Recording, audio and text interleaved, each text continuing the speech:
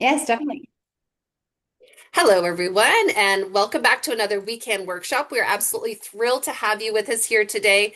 Excited to dive into this topic of email marketing, which impacts every small business owner out there. If you haven't already gotten into email marketing, what it can do for your business, we're going to uncover that today, of course, with Melissa, who is with us here from Rediscover Marketing. So, thank you so much for joining us. I know there's a bunch more that will be drifting into the room as we get started. As we do get started, I want to give you an opportunity to go ahead and introduce yourself in the Zoom chat. Let us know who you are, where you're from, what your business is. This is a great visibility opportunity. For those of you who don't know me, my name is Carrie Ramsey. I'm the project manager here at the Weekend Project, which is led by Queen's University. And I will also acknowledge that Queens is situated on the ancestral territory of the Huron, the Anishinaabe, and the Haudenosaunee peoples. And as many of you know, we have been doing these land acknowledgements for over 170 workshops at this point, and I always try to add in a resource that might be useful and helpful, especially from the perspective of women and Indigenous women. So I came across a piece of music, and I'm going to put it into the Zoom chat here shortly. I don't know if I've ever shared a musical resource before, but this is a song called The Strong Women's Song. And I thought it was appropriate as we're approaching International Women's Month, Women's History Month next month, of course, in March. What's interesting about The Strong Women's Song is it was written by two Indigenous women who were in solitary confinement in the prison for women in Kingston. So, for those of you who are in the Kingston area, this is very relevant. And the song emerged in the Kingston prison as a way to help Indigenous women entrepreneurs survive and support each other while in solitary confinement.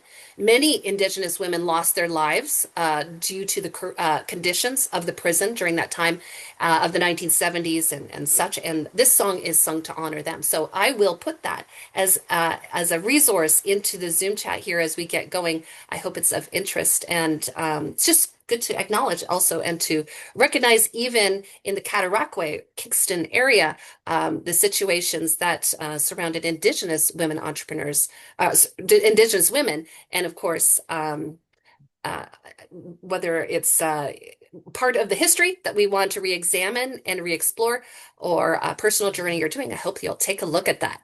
So today we are going to get into this topic of email marketing. And I am excited because I know that Melissa is an expert in this area. And so I'm not going to take up any more time. I want to make sure that she has the full time here today. So Melissa, welcome. It's wonderful to have you. And over to you. Let's dive right in. Thank you so much for that introduction, Carrie. It's nice to meet everyone today. It is Thursday. I don't know where it is or what the weather's like where you are, but it's sunny here. So I'm quite excited to see that sunshine. And I've started spring a little earlier, as you see behind me. I can't wait. The winter's dragged on for way too long. So I've kind of put this out to manifest that we're going to have a nice spring. And with today, I'll introduce myself. So I don't think I've met any of you. I don't. So my name's Melissa March Crowley. So I started Rediscover Marketing to help businesses find their voice, make sure they connect with the right audience, and grow confidently. So it is a marketing agency that I do own. So through brand and marketing assessments, we turn actionable marketing strategies, from insights into those strategies, and we create digital design, products, and assets. So engaging the customer and also driving results. So today we're going to cover marketing, email marketing as well. And so clicks to customers. So this is really important. I'm very passionate about it. And I'll take you through what we can do in a sense of either lifting your marketing currently or introducing email marketing to you if you haven't already started. So when I meet people at networking events, I always like to say I'm kind of like their secret weapon because I work with female entrepreneurs, especially in all different areas, because they're mainly the spokesperson of their company. And so I give them all the tools that they need to make their company better, to have better outreach, and just to gain, a nice cohesive brand. So today we're going to focus mainly on email marketing, but there are other areas that I do deal with. So I did want to focus on website design as well as SEO. I'm sure you've heard that term in the past, search engine optimization and AEO. So that's something many of you probably know about if you're users of any type of AI platform like ChatGPT or Gemini or Claude. So what this content is, it's optimized content for AI platforms so that you can use your user kind of queries and make sure that you're a part of ChatGPT and ads as well, social ads. So I kind of do the full realm, but email is also a main area of mine. Hold the consultation appointment. I got it. So we'll focus on several areas of email marketing. So we deal with people want to talk about kind of their lost subscribers, not sure what to say when they're actually creating those campaigns, and you're not alone. A lot of people come to me for issues because they just don't know what to do. So today we're going to go over kind of a series of different areas that we can focus on just to be more strategic and to make sure that what you're seeing is a little bit more comfortable and that you're understanding the process of email marketing. So, just if you'd like to put in kind of in the comment area which number you are in a sense of email marketing as a whole. Are you kind of number one? You're not confident in email marketing. Are you somewhat? Are you learning? Or would you say it is working? I am doing it, but I need more help. I'll just kind of go through the numbers here and then see what we've got in a sense of numbers. So it's kind of a bit of a mix. 1 and 3. Yeah. Okay. So we've got quite a few. So mainly newcomers I'm seeing to email marketing. Okay, that's good because we've got a lot to cover. So that's really good to hear. So I thought I'd start off with kind of like the webinar plan in a sense of what that looks like. So with email marketing, we really want to make sure that if we're putting this much effort into it, that it has to work. Right? We're taking time from your busy day to make sure that you're writing content that's actually people are going to click on, right? We don't want it to not be viewed. So we're going to organize it in a sense of number one, kind of having the segment. So we're looking at who are we targeting? What is your audience in your CRM system that you want to target those emails to? And then we're going to look at the design. So design is really important. So when someone opens up an email, it's through research that I've done, there's a certain like formula that needs to be done on a repeatable basis with email and how it looks in a sense of the layout. So we'll cover that today.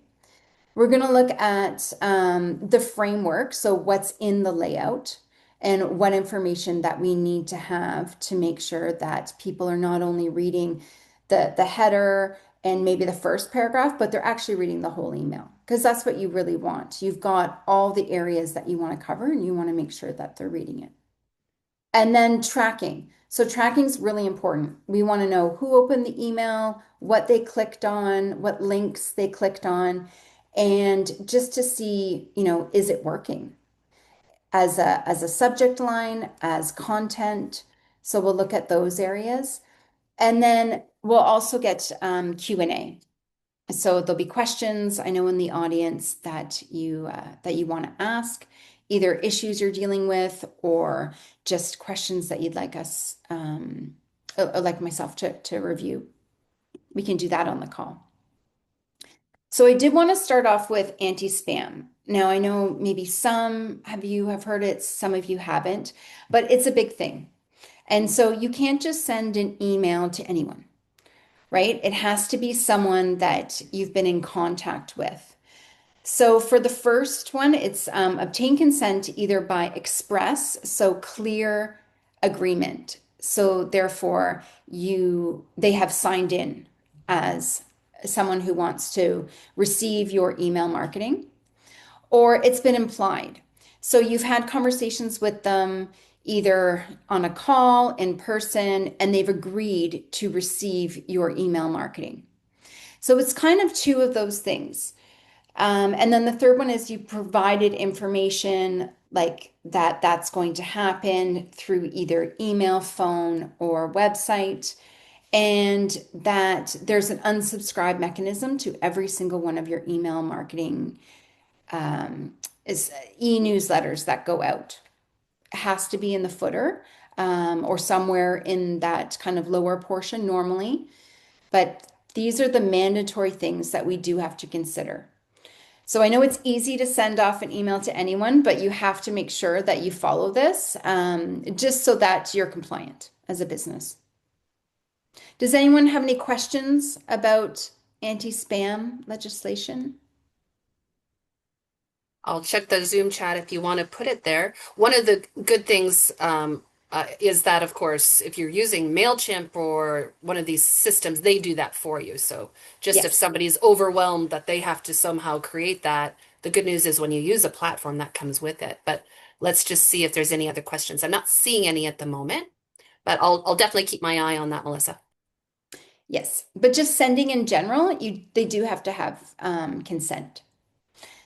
So I noticed that, I deal with all areas of marketing. And so, website design, and you're dealing with social media, and all of this kind of is great, but you're dealing with algorithms or you're dealing with Google and what that looks like in a sense of where you are in the ranking of your website. But when it comes to email, uh, all the emails and all the contacts that you have, it's yours, it's stable. So it's not actually going to go away. These are your customers. So regardless if, the algorithm changes, things change in the world, it doesn't matter. If their email is up to date, then you have it, which is really important. So it still works today. Now, everyone says, "Oh, email, we kind of see it, but it's something that you see in your inbox." So every time you send an email, your customers are actually seeing your business name in the email, in their inbox. So in throughout all their emails. So it's like another touch point of having your business be visible to anyone, like any customers or current clients or past clients that you've had. So we do want to kind of make sure that you're still using it because it's working. And with the evidence, it's 40 times more conversions, which is crazy when you think about it, like how important it is. So when we're looking at the structure of email, we do want to make sure it's one, personable, right? You have to connect with the audience. It has to be permission based, so they have had to opt in to your emails or said that to you verbally.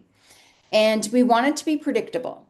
So we do want to have a really organized schedule for emails. So we want to make sure that it's not just sporadic, that you have a plan with your emails.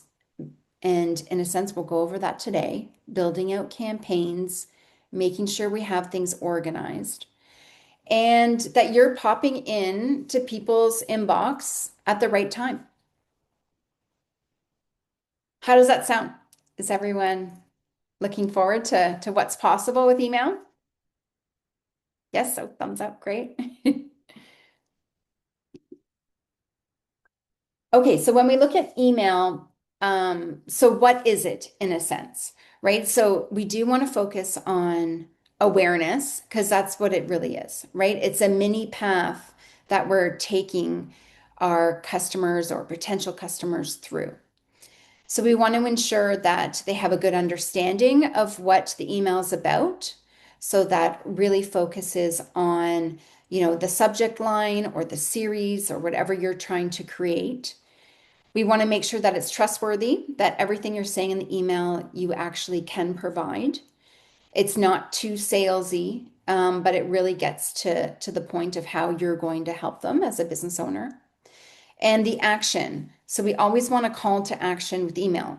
Like it's great to read about your product or your service, but what is the potential customer going to do at this point? You have to direct them to where you want them to go. Do you want them to buy something? Do you want them to book something?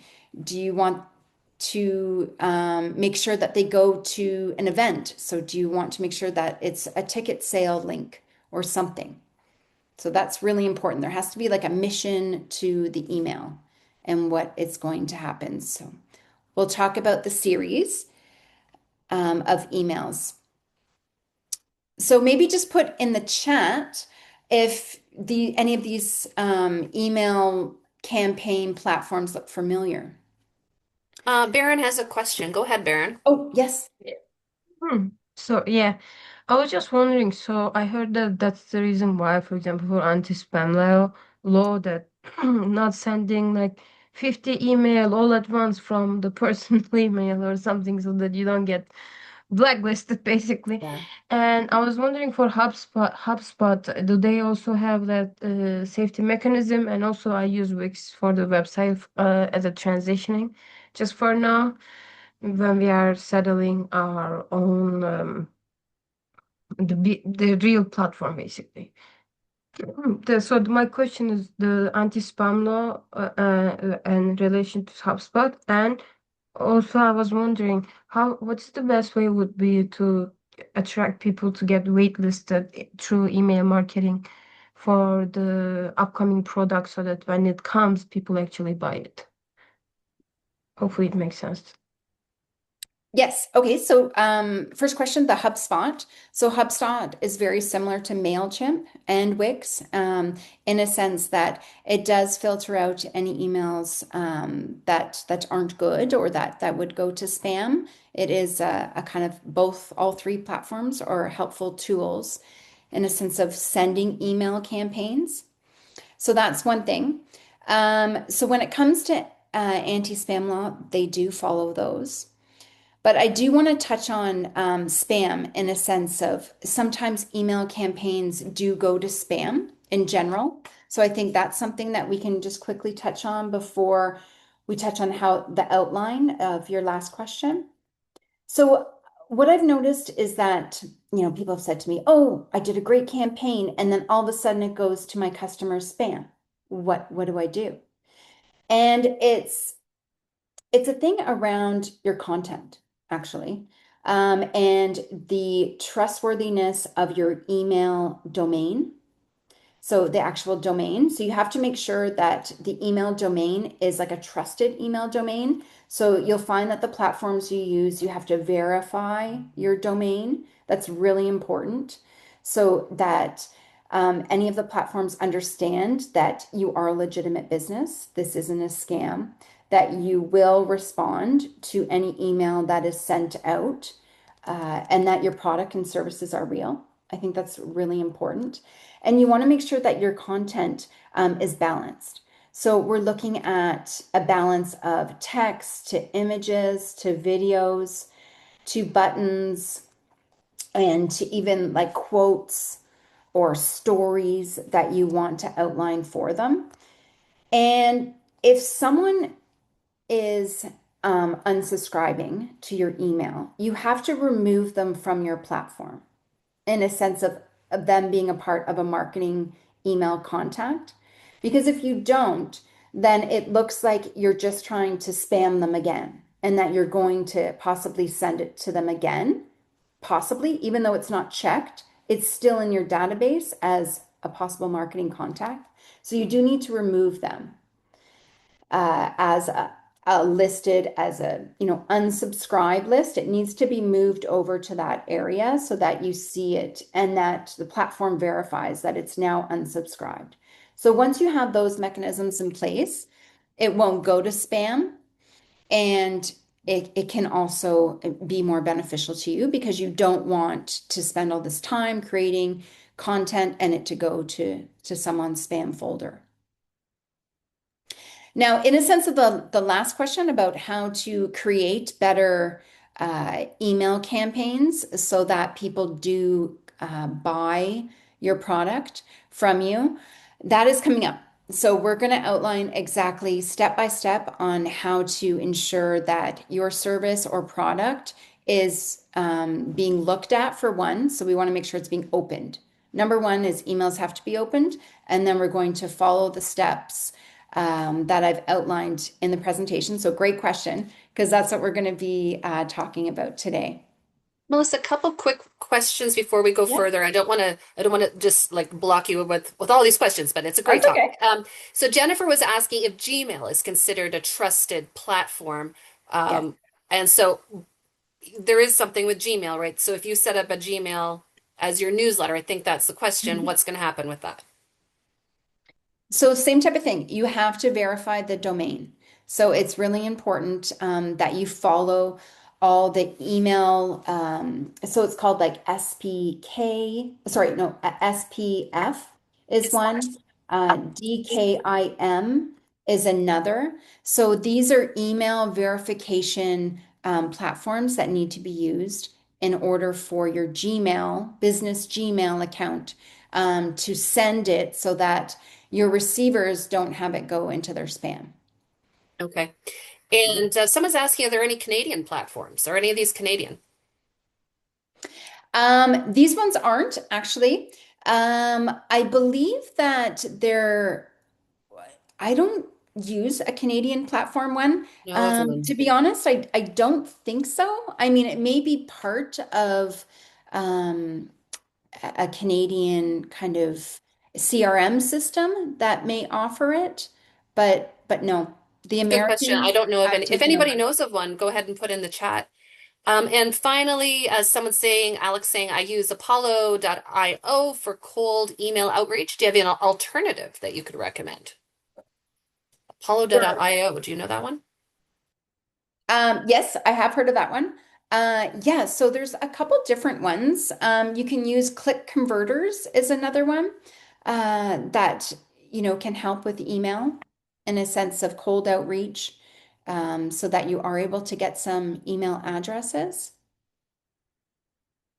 Yeah. Great. Any other A questions?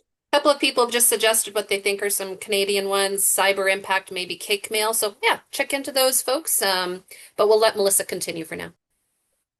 Yeah, a few. I guess I just looked at like the big names that kind of people have used. But yes, definitely if you can sign up to anything that's Canadian, we do want to support that. I mean, what we're going through now with the US and trades, it would be nice to definitely use Canadian companies. So here, like the number one complaint, and we did review this quickly, is that it goes to spam. So, and this is great for the person that wanted to talk about their Gmail in a sense. So here's the slide for you and for everyone else.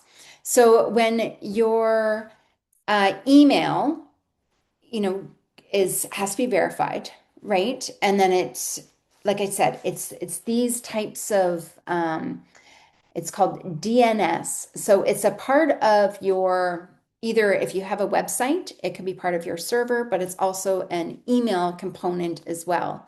So that has to be verified. Only email people who have opted in, right? So that's really important. You can't just send an email to everyone. And then you do, which the person who asked earlier about making sure that their product or service they are actually buying or selling. So you have to be careful with the terminology and verbiage. So you don't want to use risky words like free or guaranteed this product is going to work for you.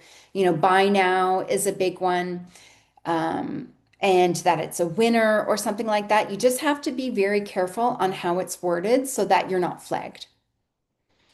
And just making sure that you include clear unsubscribe options, which I said has to be in the footer area. And we'll cover that just to make sure that we've got an outline for you. Does anyone have any questions about this or any other? type of verification process that they've come across that was challenging? I'll pause to let people type, but it's interesting when you say like using words like free. Like if you have a free workshop, how are you not going to use the word free? Like it's such a lot of the terminology is it's risky, but it's also a part of like you're not going to say, you know, no cost. Like I don't know, like Yeah, how do you get complimentary. around complimentary? Like I mean, the word free Yeah. is you're going to use some of these words, so it's Mhm. interesting. Yeah. It's mainly on the buttons that it's getting flagged. So if you can include it kind of in the Okay. text, but yeah, it's kind of Interesting. the buttons because they're really something Wow. that the platforms kind of flag. Yeah. So just to let you No know. questions. No questions I'm seeing in the chat. Okay, great. Thank you for that. So with email newsletter engagements, so it's the idea is on how to get customers to engage in your product and service, and that's like the number one thing. So we do want to look at different areas that you can make sure that your customers are either looking at the possibility of signing up for your e-newsletter or you want them to. So you want to make sure that you're using a QR code, just in invoices or even on any type of documentation that you're sending out. And make sure that you're sending like a happy birthday email, right? Because you can add them to the list. That's like a really good one just to get some, kind of warm customers. And then you want to make sure that you have like any type of booking link. So you can get, private advice into your inbox or some type of text that you can put before your booking link so that they can check not only that they want an appointment with you, but that they want private advice to come to your inbox. It's really important. You have to kind of insert different ways that they can sign up to your newsletter. So when we look at campaigns as a whole, we want to make sure that we're guiding the reader through everything. So we need to make sure that the campaign's great, but it's not too salesy. I think that's kind of something that people may not know that you don't want it to be that salesy. And that there's a lot of psychology behind it. So when you're looking at either like understanding the offer, like the solution itself, right? Making sure that you're developing content and imagery that the person trusts what you're selling and that like the timing is right. So all these components are really important when you're thinking about email marketing. So you do want to make sure that there's understanding, belief, trust, and the timing of the actual email. Does anyone agree with this? Like, does anyone think that this is also something that they believe as well? We're all in agreement. Okay, that makes sense. So when we're looking at like, does your email marketing, like what does email marketing segmentation mean or do in a sense when you're actually putting together an email campaign? So we do want to focus on the email itself, but we have to make sure before you create and send the email that we're getting the right person to read the email. So we want to make sure that we're looking at the buying behavior of your actual customers, what they're interested in, the staging, so the stage of where they are in their buying cycle. I think that's really important. You want to create emails for the cold, the warm, and the ready to buy customers and previous customers. So these are like your number one thing. So any buyer that has previously purchased from you and is not on your list, email list, they need to be. Or you need to somehow make sure that you're inviting them. Because once they've bought once from you and had a good experience, either written a Google review or have, shared their experience on social media or to a friend, you want to make sure that they're actually signed up for your newsletter. And then looking at demographics. I look at demographics every day, but I'm not sure if you do. So it's a good idea to look at where they are, their age and date, birth, sex. If you can find out any of this information, it's really helpful. So we're going to look at segmentation of groups. So it's good to have this as a kind of like an outline. So number one is all your new subscribers. So those are the people that you really want to impress. So we want to make sure they're top of the funnel. So they're new. So you're building that trust with them. It's a lot about education, depending on your product or service. And you want to make sure you're building that familiarity. So you want to make sure you're orientating them through the process. What does that look like? And just congratulating them, saying like, I'm so happy that you signed up and here's what I can do for you. So we're looking at welcoming series. That's really important. If you can have someone sign up right away, we can have that type of series scheduled in your email marketing. So it's quick wins. So you want to quickly introduce your product or service so that they can get the results right away. So you want to focus on your brand story, which is really important. So, why you even made the product or why you're selling this service. I think they really need to connect with you as a new subscriber to make sure that they have an understanding fully of your service and just the foundation. So, you want to make sure you're providing valuable content to them and to build that trust and the resources. Depending on what you're selling to them, you want to make sure you're giving them the tips that they need or how they should be using your product or service and any type of touch points that you can provide for them.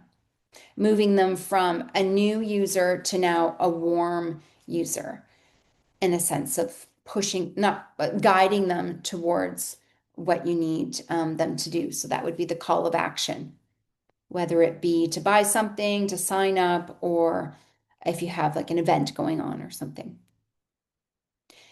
Does anyone have any questions around the new subscriber and what that looks like? Yeah, I do actually. Sorry, I was trying to raise my hand, but hi. So I'm just Hello. wondering, I understand like the welcome series and such, but so do you, is this all these in like one email or is this like a series of email and a certain period of time for the new client so that we don't overwhelm them as well? So what's the strategy that you would recommend? Yes, so we're getting there. Sorry, I did want to Oh, focus. sorry, I Yes, didn't notice your, it's sorry. that's okay. These are just examples of what to do in a sense with a new subscriber. So we'll be getting into different how the layout is, but I did just want to quickly touch on the different types of subscribers because I do think it's important to make sure you're segmenting your email campaign. But yes, we are getting to that. So being Melissa, you just mentioned segmenting, and I think that's Brittany's asking a question which probably relates to that. Is there a way to select only new subscribers? Yes. So depending on your email platform, you will be able to segment them into either new subscribers, and this would be like an engaged subscriber. So you can see the types of people that are clicking on your content if you are sending them and where you should be putting them. So you can, and they're called tags. So you'd be tagging your subscriber if they're new. It would be like a new tag that you could add to them. And then once they've purchased from you or they're engaging in your email content, you can get rid of that tag and you can move them to like engage tag, for example. And because so then you can have, kind of like an overview of everything that's going on with your subscribers. So you can see, okay, I've got, 50 new subscribers or 10 new subscribers. They're still new. They're still going through our emails, but they haven't engaged yet or there's engaged. So they have clicked on, they've, messaged back about a certain type of product or service, but haven't yet booked. So they're engaged. They're looking at your content. They find it's valuable. There's different case studies that you've given them on either like testimonials or different examples that you've given them on how your product or service works. It's like a soft kind of like clear offers that you're sending them, more educational. You're reintroducing your brand story, which is very important. And those gentle kind of CTAs that you do want to make sure that they're actually engaging on. So we're just focusing on the subscribers and getting to the actual layout, but segmenting them is what you're kind of looking at before you even start building them out, right? Because you don't want the data to be messy. And in a sense of data, I mean your subscribers, your email data. You want to make sure it's organized and clean and very specific in a sense of tag so that the emails that are being sent out are going to the right person at the right time. It's super important. So these are the really good ones. These are like the VIP ones. These are the ones that you have personal contact with, that you've kind of like the high intent customers, right? They are ready to buy. So you want to make sure that you've got tags for those because those are kind of the exciting emails when you've got a new product or service or a sale offer or a discount code or whatever that is. Exclusive invitations, you can be sending them, behind the scenes previews, and then or just personal check-ins, depending if you're a service business. So these are kind of like, your favorite customers that you want to make sure that you design an email campaign for. And then there are like the inactive ones, right? So you want to make sure that you're designing what's called a re-engagement campaign for them. So making sure that you've got, a clear understanding and clear reason, like that they are inactive. Like, what can you do now to make sure that they can engage? So they're either have too many emails or they're busy at this moment, and you want to make sure that you want to bring them in. So you're giving them good insight, booking a check-in with them, you're sending them either a personal message or making sure that you're reactivating them. They may have fallen off for any reason. It may not be because of you, it just may be in general. So you want to make sure you're finding ways to re-engage them. And then these are your buyers. So that you have a big list of buyers and you want to make sure that you're sending them the right information. So you want to make sure they get like a post-purchase support email. Cross-selling is really important to make sure that they liked this service, so they'll definitely like the new one coming up. So that's important. You want to make sure that the loyalty is there in a sense of you're offering them. Sometimes you can have like a loyalty discount or I don't know, some type of value add that you're giving them, and then having those offers that are available to them, customer perks, different types of feedback requests, quite a lot, because these are the people that are going to buy again. So you want to make sure you're offering everything possible to them through email. So when we're looking here at the outline of all of these, it's just kind of giving you like an overview of all the different types of subscribers. So using those tags is what we really need to make sure that we're looking at. I know with some email campaign platforms, you can get into their buying behaviors as well, but you definitely want to be looking at the stats. So you want to be looking at the open rates, the clicks, the purchases, anything that they downloaded is really important, and website visits. So we do Melissa, want to we have make, sorry, yeah, there's a go question ahead. just before we go. Christy's saying, if you send a different email that only goes to inactive subscribers rather Mhm. than what you're sending to engaged subscribers, will that be less negatively impactful on your trust score if they have a very low engagement with your email? So when you have inactive people, what you need to be focusing on is your subject line. So your subject line may not be strong enough, or they just may have, it may be gone to spam. So you want to send them any type of other form of communication that says, hey, by the way, I've got a lot of things going on that I do want to let you know with a product or service. Make sure that uh, the emails that we're sending to you are in your focused inbox or not in spam.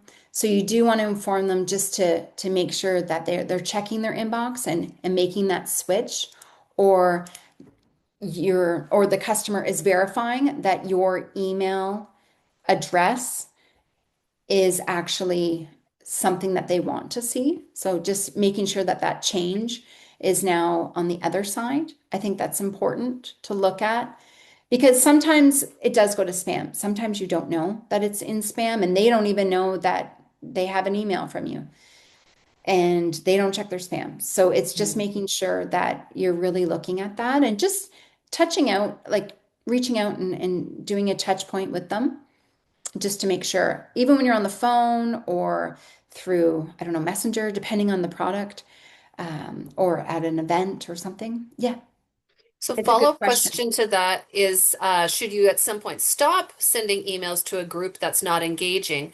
And I think Christy's question is sort of around the idea of because it impacts the score, and then maybe Hmm. does that mean it's being sent to more people's junk mail because now you're identified as junk because you have a lot of people not engaging. So I guess her question is, Yeah, should at some point you stop sending email to people if they're not engaging? I guess should you remove yeah. them from your list? Well, it depends if, like, when you mean by not engaging, like, is it, have you sent, they haven't engaged once in 2 years?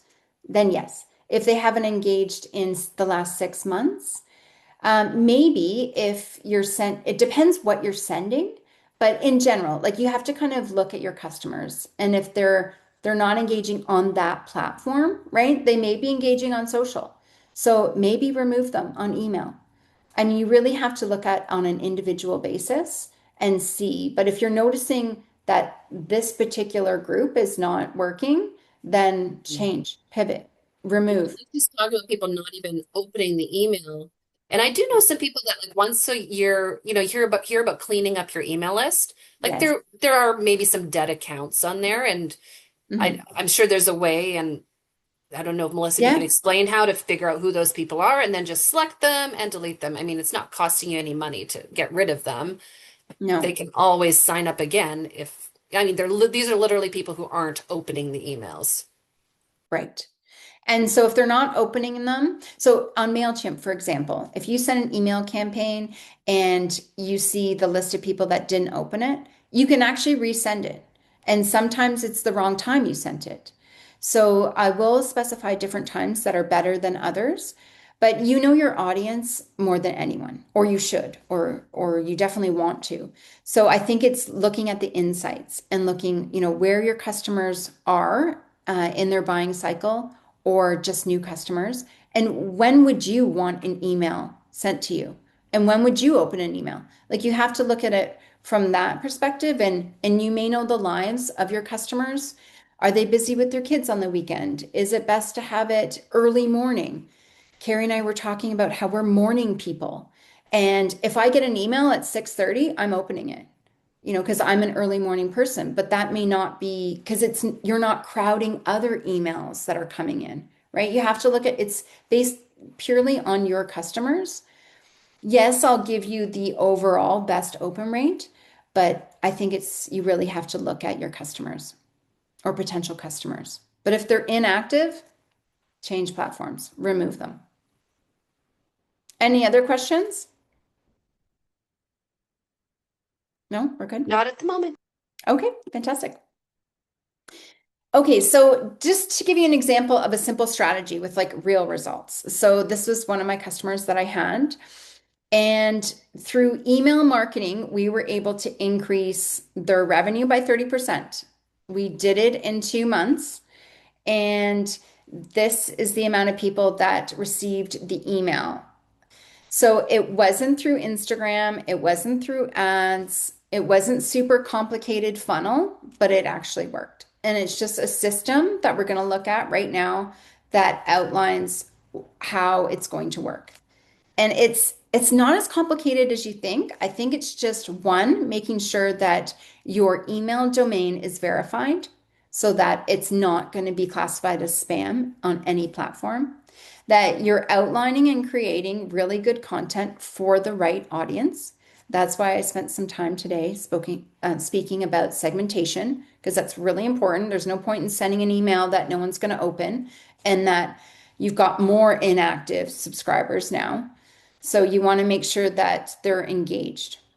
So this was like a really good example that I had with a business, and it just works sometimes. And I'm going to give you kind of an outline and tools on how we implemented it. So we this was a reactivation campaign. So this is really good for that the person that asked about inactive subscribers. So it was inactive campaign. So I wanted to create something where they sell a product, but there was a whole list of inactive subscribers. So we wanted to create a reactivation campaign. So the subject line was, "We miss you. Here's a little gift," right? So 22% of inactive subscribers rebooked because who doesn't like a gift, right? It doesn't have to be expensive. It doesn't have to be a lot, but it could be a free guide that or a complimentary guide that you give them, right? An ebook. I know Carrie's talked about ebooks to me before. Any type of documentation, a checklist to get them through either a tough time if you have a service or through how are they going to use your product? Are you selling a product that people are going to use to take traveling? Then here's a checklist, and my product's on the checklist kind of thing. There's tons of resources that you can use, how-to PDFs, which are really important, or complementary analysis on kind of a certain type of product that you can provide. So you want to have valuable emails, right? It's really important. So some people like to hear about tips or seasonal reminders on what to do, a lot of education, because that's what email's about. People want to know how to use your product, what the issue is, how to use your product to solve it, and like you want to make sure that they're giving you any type of review or talking about your product, right? You want to make sure you're giving them value for the price. And then there's always kind of like promotions. I mean, everyone has some type of promotion that they want to share with their audience, and it's just kind of doing that. So making sure that there's any type of flash sales. I know a lot of products around Christmas time. There's that type of, or Black Friday. And then there's also like generating revenue within like a 72-hour period. And that's what we did. So we did the gift, we sent the gift, and it was within 72 hours that we were able to get a lot of traction. So it's creating that urgency that people would be like, oh, okay, well, I don't want to miss out. So I'm going to actually do this. So it's just Melissa, making, yep, sorry, it's never a good time to slide in. Just that's okay. wondering, is there any, can you tell us about what that gift was? Like, just like in that particular instance, without giving away privacy? Yeah, so it was a very small gift that was quite personal. It was just in a sense of this little kind of tray that you can put your jewelry on. So it was just like a little kind of ceramic, very small, little with a design that was like imprinted on the circular So type she mailed them bowl. out to people, or She they mailed them mailed out. them? Yep, Oh, she wow. mailed them out. Yeah, it didn't cost that much in a sense because it was quite light, but she's in the jewelry business. So it was just a thing that where people can put their set of earrings that they wore that day and their ring or something like that. And you could probably only fit two small earrings and a ring. So it was very small, but it was super cute and it balanced well on any nightstand surface. And it was just something that, people were interested in, and she got a lot of traction on it. So it was just that little gift of something to send customers. So yeah, little things, go a long way. So here we're going to get to the framework. So this is pretty much why we're here today, but we really wanted to focus on making sure that we have the right subscribers. So first of all, it's the attention grabbing, right? We've got to have the hook. So it's got to be clear, concise, short, and like it's got to have that element of like, it's got to pique their interest. It's got to have that kind of fun aspect of it. Like, why are they reading this? Why should they be opening it?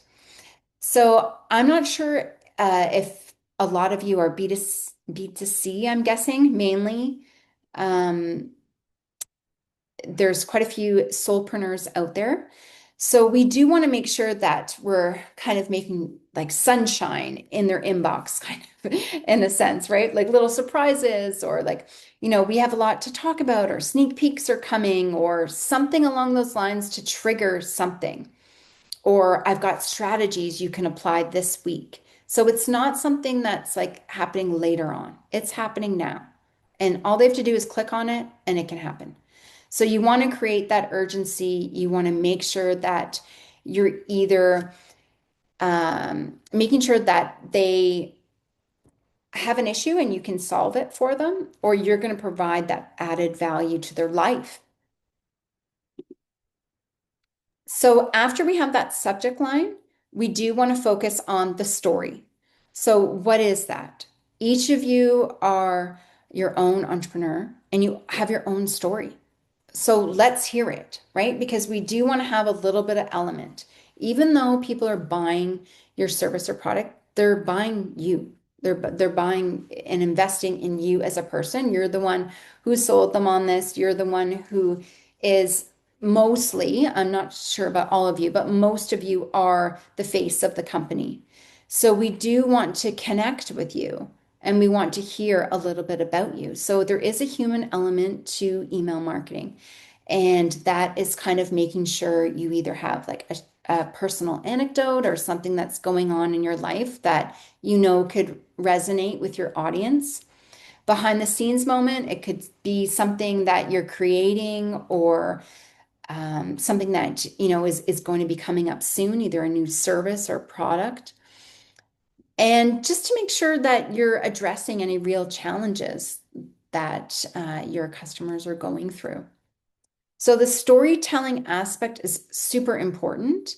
It doesn't have to be, a big long paragraph or anything. It can be very short and sweet, but it has to be relatable.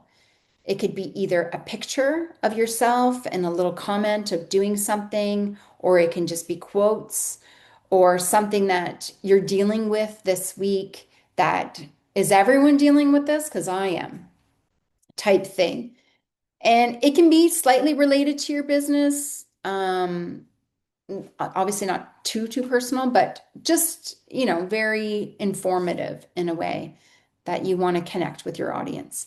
Melissa, there's a question in the chat Sure. for a business who's B2B, business Yeah. to business. Can you talk about how you would adapt this to large corporate clients and organizations? And I'm not sure if that individual wants to share that further, but does that help?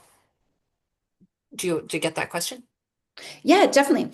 So say you were kind of like in the B2B and you need it to be a little bit like not so personal, like more of a corporate type thing. You could even say this, a post that you sent on your LinkedIn account that relates to a certain kind of event or kind of subject title that's related to your product or service, that so you're kind of like a thought leadership on like that you've mentioned or something like that. I think that's really important to relate to what you're doing and what you're trying to convey to them. Either it's through your education of the email, a service that you're talking about. So just making sure that it's relatable, but your take on it. I Mm. think that's really important to have. And since you're talking about stories, that also makes me think of like if you're working for bigger corporations, what about client stories? And what about, let me Anything tell you like the that. story about Julie who used this product or service. It doesn't have to be your small business, even if it's a large organization. telling that client story, I mean, it doesn't matter. We love stories. So Yeah, it's what's going on in your life and obviously your customers. I mean, you have to make sure those testimonials are within your email, and that's like a really good area. And even just if you've got a product and your customers like really happy, a photo of them or some type of story. But it's either what you're doing in a sense of how it relates and also your customers, because you do want them to experience that connection when they're reading through your email, for sure. The next part is value. So it's really good to have, really good, valuable information. It's not just kind of, oh, I'll put this in or I'll put that in my email. No, it has to be very thought driven. And you have to be teaching them or explaining something to them or solving their issue, whatever it is, but you're gaining clarity in this next section. So depending on the email, you want the email to be specific to a certain goal. So, whatever that is. So, if you're going to teach them something, a tip, what to avoid, if you're going to talk about any type of training or a product, it's here, or a framework that you've designed that's going to help them. And you want to make sure that it's worth their time, right? So, this section's really important. It's the takeaway, I guess, in a sense of what they're reading. If you've got the hook, now you've got the story, that's all good. But what are you actually going to give me that's going to help with my either day to day or my life or my business, especially being B2B? So we do want to make sure that that is a consistent messaging and that you're making like that the subscribers are looking forward to your email because they want to make sure, oh, I know she talks about this, but I need like the value part. What is that? And then the next is the social proof, right? So we also are looking at the testimonials. So if that's the story above the testimonial, we don't want to put it again, right? We want to get into like different case studies that you've been doing or proven metrics that it can showcase and align with what your customers are going through so that you can prove to them, hey, this helped this person and it's going to help you. So, what does that look like in a sense of having that proof? So, we do want to look at like the actionable items, making sure that it's a result-driven solution. We want to make sure that it's, again, value added and that you're softly introducing the offer at this point. So I think that's really important to look at. It's called like social proof, but it's just, you know your service and product, you know your customers. Let's just outline it in a short kind of framework so that it really attracts. And this is kind of like sealing the deal for the ask, right? In a sense. So it's really good to have this. You don't want it to be overwhelming or confusing, but just a little bit of insight showing your results. And then here's the last part. So it has to be the CTA. So we're leading up to this point and the call to action. It's so important. If you don't have this in your email, it's a wasted email because you haven't allowed your readers, you've said all this good stuff, but then they don't know what to do afterwards. So it could be several things that you could put in your CTA. So if it's just more of an educational piece, then it's like download this or book a call if you want to make sure that talk to them further about a specific or your overarching subject that you're talking about. You want to look at different tips again, but in a way that either produces them to go to a web page to sign up for something, to go to a web page to buy something, or book, or whatever the action is. You want to make sure that it's done at this step. And, or it's just an email. Email me about what's going on. It's whatever you think is best for your business at that time. A lot of things too are follow me. So you want to make sure that either the CTA does that, but then there's also buttons below that has follow me on my Instagram or wherever you're taking them make sure that you're providing those buttons for them. So it's super easy. They click, click, fill out a form, book an appointment. It's really easy. You don't want to oversell, but you do have to make sure you're guiding them in the right way. So, what does everyone feel about kind of this blueprint in a sense of outlining? So, we've got the hook, the story, the value, social proof, and then moving into what you want them to do. Yeah, it makes me think of newsletters I receive, like not even the ones that I create. And for some people on the call, maybe they haven't yet created that first one, but think about the ones you get and why you keep, like, why you enjoy them. Like, that's a best practice, right? Yeah, sometimes like Yeah. I enjoy this one customer that I have. I always enjoy their emails because of the imagery that they provide. It's bright, it's refreshing, and I know what to do. I know there's a proper header, and I know that the information's here. So once you've have those engaged customers, they understand what goes on with your email because it's very specific. The outline's there. They know what to do. And then they're going to go to the bottom or midsection, depending on how you outline it. Depends how many kind of interests that you want or where you want to take them. You may want them to sign up for this, but and buy this and do this, which you can include, but it's just, where that is kind of outlined.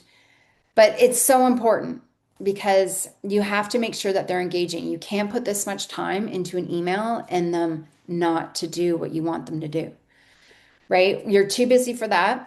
So you want to make sure that this type of formula, it does work. Variations, of course, depending on B2B, B2C, but you do want to make sure it's engaging, most definitely. When it comes to that value line as well, it makes me think of, sort of that saying, it's like serve, serve, serve, sell, right? And making sure there's that balance where you're serving and you're selling in the newsletter. It's so interesting. I've seen so many women who like they serve, but they don't sell. And then there's other who sell, but they don't serve. And, you- it's interesting, like finding the balance. I don't know, maybe could you speak to finding the balance when your newsletter and then maybe part of that question is also how long should this newsletter be? Because, Mhm. what's the attention span? Because how much are you serving? How much are you selling? So I'll just like leave that with you maybe to interpret. Great question. I mean, you don't want to put this much time in and then they're just lost. So if you take your phone right now, right, and you do one scroll, two scrolls, three max, that's all you get, which is like each scroll, depending on how much you write, could be a section or half a section.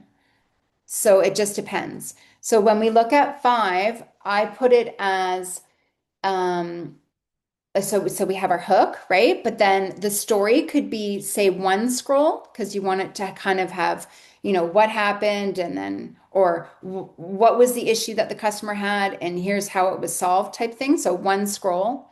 The next scroll is the value. So they want to have that value scroll in a sense of the education and the social proof of why they should actually be engaged and what they're going to get out of it. And then the last scroll, you want to make sure that you've got the CTA. So it's the imagery, it's the hype on what they're supposed to be doing, getting them excited, and then the CTA. So you do want to kind of three scrolls, I would say would be the most. And just making sure that um, that it's happy, right? Like it's kind of something that people want to read. The content is really important. So you want to make sure it's engaging. It focuses on the right element so that it's what you want to read, right? You have to think it can't be like kind of boring or not I don't know, not polished. So if you follow this guideline of the five sections, I think it's really helpful. I for love what sure. you just said about the not boring, and then I'll let you move on because Yeah. here's the thing, what we're seeing a lot of our clients doing is they're using AI to write their newsletters. And Mm. unfortunately, we now can recognize when it's an AI written newsletter. And to me, I just like unsubscribe. Like if you can't send me stuff that so what's the balance again there? Because AI is a Yeah. great tool. You can use it. But again, then it kind of goes into that boring section where it's like, oh my gosh, somebody just generated this. Is there any human feeling in this at all? Like, is this real? Is this fake? So I don't know. Do you want to speak to that? And I don't want to hold you up, but these are Yeah, questions that pop no. in my brain. Oh, for sure. And we like everyone uses ChatGPT. I get it. It's easy. You pop a question in, there's the answer. You don't even have to think about it. You can go get yourself a coffee and whatever, and then there's the plan. But it doesn't create any excitement. And we all know that it's no one writes like a robot, right? Like it's just too perfect, right? And it's not, it doesn't have that element like Carrie was pointing to. So you have to look at as what are my customers are going to want to like it has to be like a conversation pretty much in a sense. Now, depending on how professional it needs to be, yes, you have to make sure it's not too of a slang type term or but you do want it had to be like you do want it to be relatable. It has to have that hook to even open the email. So that's really important. And fighting with all the email subject lines is another thing because it has to have all those elements in it. And you have to be personable. That's why the story is number two. So you have to have that element of connection because ChatGPT writing is there's no connection. It's blah Right. blah blah blah blah blah blah. And then it's a bunch of commas and ands and dashes everywhere, which I used to write with dashes before ChatGPT, and now I've changed Me my too, writing right? I've style. stopped using them. I'm like, they're gonna think Don't this use is them. AI because I'm using a dash. Baron, you have a question, I think.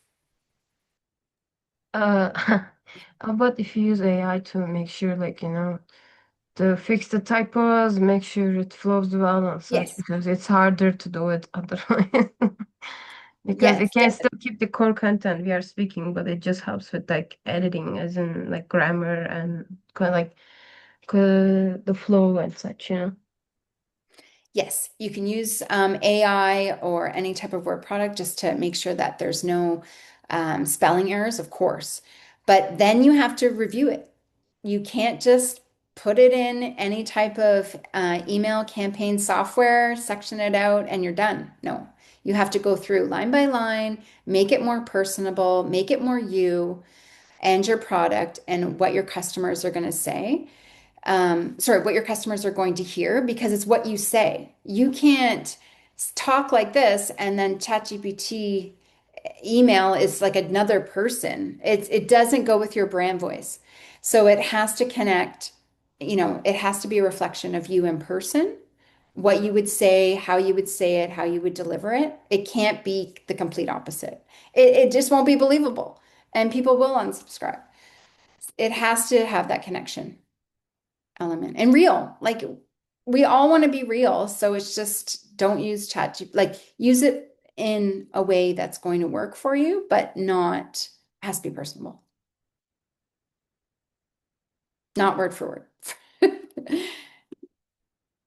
And so here, this is like another area. So we've talked about subscribers, we've talked about the outline, but it's like, when do I send it? Right? So now we want to look at the 60/40 rule in a sense of times to send. So when you're looking at the email itself, and that's why I brought up, oh, I like, this email that I get that has great photos because 40% has to be like imagery or video or some type of color element or something I found. I mean, if you just want to write something, depending on the circumstance and what it is, you may not have a photo for that. And it may not be what you want, especially if it's B2B. They may not want, a bunch of different photos, but you do want it to have a balance between the text and imagery. You want to make sure that it's at least a certain amount of characters, right? That's really important. It can't be too short, but it can't be too long. Three scrolls, so let's just kind of have that as a framework. And then the types. So we want kind of the e-newsletter types, promotional, marketing e-blasts, We do want the welcome is really important, or if it's a service, the abandoned cart. So best days. Now, depending on, you have to look at your customers, but overall, these are the kind of days and times that are best for open rates. And then looking at why they work. So you have to kind of look at the schedule of people and kind of what that looks like in a sense of when they're opening them, what that looks like for for them is a busy time. Like, are they working and they're going to have other emails, competing with yours? So you have to really look at that. Has anyone else experienced really good open rate times that they can share? Yeah, this is a really good question. I think it goes back to knowing your audience because again, like Mondays, I agree, like because what I've heard is don't send it on a Monday because everybody's just checking all their weekend emails, and so you'll get lost. A contrary thing that I heard about Fridays is that people are in a good mood on Friday and they're more likely to click and buy. So that's interesting, but I would then say only the morning by the time the morning, like you have that 10 a.m., 11. It's interesting that after 2 o'clock, people's interest wanes in newsletters, and then it gets buried. Interesting. Does anybody, sorry, we do have a question here. Just curious, how long, sorry, this is, never mind. How long is this session? We're going to 11:30. It's till 11:30. Go ahead, Melissa. Oh, no, that's okay. So these are kind of like the standard times. But for example, I've got a client who sends emails 8 o'clock on Thursday p.m. Open rates 53%. So it really just depends, right? She said that works. She tried Wednesday night and that wasn't good. And she tried, Tuesday afternoon, Saturday. No, it was this day at this time. So she's just kept with it. And everyone knows it's coming. So for those engaged subscribers, I mean, they're Mm. buying, right? Their kids have gone to bed or they're now relaxing. They only get the one email. They grab their phone, credit card, it's done, depending on, it's a product for her. But it all depends on your service, right? You Yeah. have to look at your customers, where they're at. Christy has an interesting point. Says that most email platforms will tell you when your customers are opening, like Yeah. most of it. I'm going to go in and check mine right now and then come back. But I mean, I'm not going anywhere. But it's interesting because you're right because that's to your point, Melissa. How do we know when they're opening it? Mhm. Your analytics should tell you. Yes. So metrics is very, very important, just to see. And like if they didn't open it, then you can resend it to them at a better time, right? Maybe the time that they opened the last one, if you go back. So it's all about metrics for sure. And then I think like this is a really good one because you do want to look at, well, we're talking about metrics, but just in a sense of you know, where are your customers? Like, where are they in the journey? What are they clicking on? What are they opening? Are they replying to you? Are they booking? Should the booking button be moved up a bit? Maybe they're just the type that only scroll once. Like, you have to kind of see, maybe you need a specific email for that specific product where they're just buying, kind of on the first scroll. You have to kind of look at your audience and see where they're clicking, what they're doing, and the actions that they're taking behind every email. And it's really exciting. I mean, this is my favorite part. I love metrics. So as soon as an email blast goes, and I look, right? I look for different customers, what's going on and what worked and what didn't work and what are we tweaking and doing different types of series of emails is really important to get an overall view of the interest of topics. And, why is it that they clicked on that? What was it about this email that resonated? And looking over the email and just seeing like that open rate email was much higher than this one. Maybe that is something that my customers don't really care about. Where is the care? Where's the interest? And looking through it. How many people look at their metrics? Is it something that they see or want to now starting to create new emails? I would suggest that it's a good spot to actually have evidence of your hard work of creating and sending.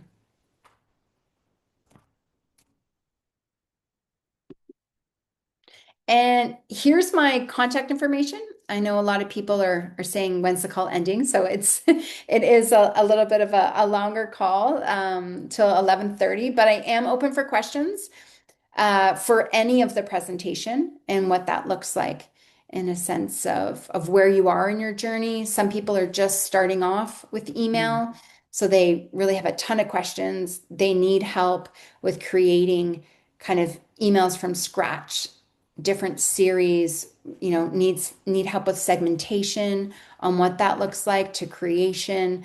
And then, what do we do afterwards with this? Where are we changing the subscriber with the tags? How do I look and assess what's going on? And how do I plan for the year? And another question. So I just had a meeting this week with a company that does want to go ahead with email. So they have received emails from a different company and they're uploading them to their system.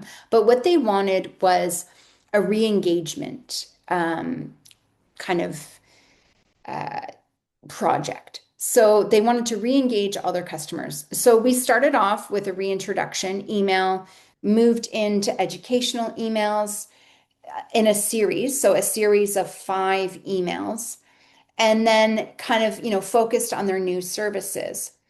But what the big question was is, okay, we've got 5 emails, but when are we scheduling them? And so we found that, say, the first email went out day one, then the next email would go out anywhere from 10 to 14 days after day one. And then the second email would go the same, 10 to 14 days. So we're finding that's a good kind of sequence with emails. You start with one, and then it's always about either 10 days if you want them to act somewhat fast, or upwards to 2.5 weeks. So anywhere around like 17, 18 days if you just want to plant the seed of your product or service. So it was a Well, really good exercise that we went through. So all 5 emails, scheduled them out, did the blueprint of all the different areas, the hook, the story, the value, the social proof, and then moving into the CTA for all 5 emails. And we're going to get the results soon. mm, So it's good to see. So it does come into practice, um, and it's something that, it's the number one platform of to sell. I got a question earlier about how often should you send out the newsletter because you don't want to, they were saying they didn't want to overwhelm people or make them sick of them. So I know you get that Mhm. question a lot. I'll just make a note. We're getting some feedback that there's that the link is broken to the QR code, but people can Oh, just use the email address. I tried it as well. It doesn't seem to go oh through, no. but you can just Oh, use sorry. Melissa's email there. Yeah, but in terms of consistency and regularity of that, how often would you say or recommend? Yeah, so depending on if you're going to be doing like a series of emails or if you're just sending kind of one-off emails throughout the year. If you're going to do a series, which is what I recommend, so that depending on if it's a lead up to a big product or a launch or something like that, then you kind of have something's going on. It's like a sneak peek, email one. And then we're going to be announcing it kind of next week. Make sure that, you have this and this, or you're coming, or like this, save the date or something like that, save for the next email. And then the last email would be the actual ticket sale or the product that you want to sell. So if you're looking at, say, those 3 type segment emails, first email would be day one. Second email would be anywhere around, I would say like 14 days or upwards to up to 17 days, I would say. And then same with the next one. So you kind of want to be in their inbox like every 2 weeks or 3 weeks. I would say on average throughout the year. It I seems to actually be think kind of that a whether goal. it's a sequence or like you're saying, every 2 weeks, because people don't forget about you. Right. And there has to be some consistency. Like I did have someone who sent me emails every day and I very quickly unsubscribed. But again, it could be though, like maybe it's like a 5-day challenge. Therefore, you show up every day, but you let them know it's going to be a challenge, and ideally, people would just sign up for that. So it's kind of finding that balance of how much is too much and how much is, not enough. You don't want people to forget about you and like, I didn't sign up for this newsletter, whereas you signed up for like 18 months ago, but nobody emailed you. So you're like, this is spam. But yeah, it's interesting. Any Yeah. questions as we're wrapping up here today to make sure that we have as much answered as we can so you can go off after this and create that for yourself?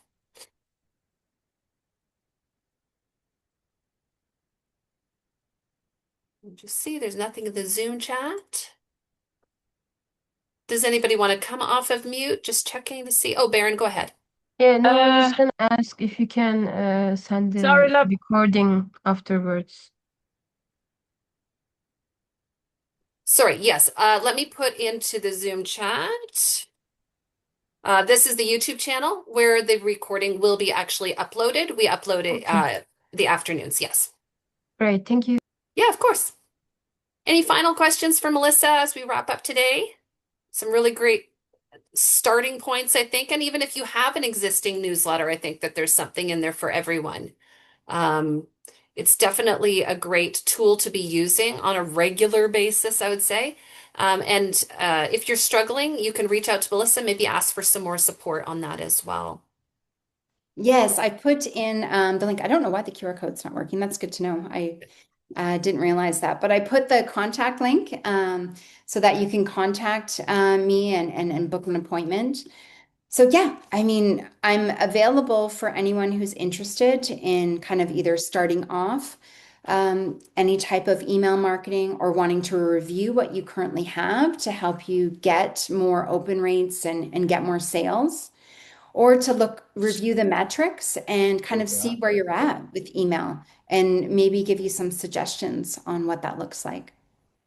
Fantastic. Well, thank you so much for being a part of this workshop today. Thanks to Melissa for sharing her time, her insights, and her expertise with us. And I did put a link earlier to what's coming up in the Weekend Project as well. Feel free to reach out if you want to know or even be on the email list, speaking of email lists, so that you can find out what's coming up in Weekend. Thanks, everybody, and have a fantastic day. Thank you, Melissa. Take care, Thank you. everyone.